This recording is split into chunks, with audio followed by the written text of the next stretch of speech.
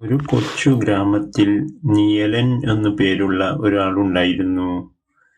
എല്ലാ സമയവും അയാൾ മരത്തിന്റെ നിഴലിൽ നിൽക്കുമായിരുന്നു. അവനെപ്പോഴും മറ്റുള്ളവരെ നോക്കി അസൂയപ്പെടുമായിരുന്നു.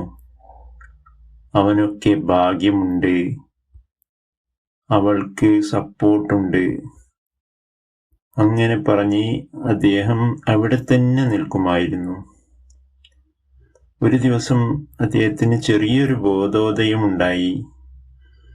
എല്ലാവർക്കും 24 മണിക്കൂർ തന്നെയാണല്ലോ, സൂര്യൻ എല്ലാവർക്കും ലഭിക്കുന്നുണ്ടല്ലോ, ഒന്ന് മുന്നോട്ട് നീങ്ങിയാൽ. അങ്ങനെ ഒരു ദിവസം അദ്ദേഹം ആ നിഴലിൽ നിന്ന് ചെറിയ രൂപത്തിൽ മാറാൻ തീരുമാനിച്ചു.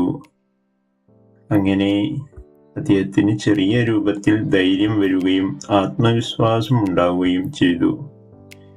ഇപ്പോൾ അയാൾ വലിയ ആളല്ലെങ്കിലും ആത്മവിശ്വാസമുണ്ട്. ജീവിതം നമ്മെ തടയുന്നില്ല, നമ്മൾ നിൽക്കുന്ന സ്ഥലം തന്നെയാണ് നമ്മെ തടയുന്നത്.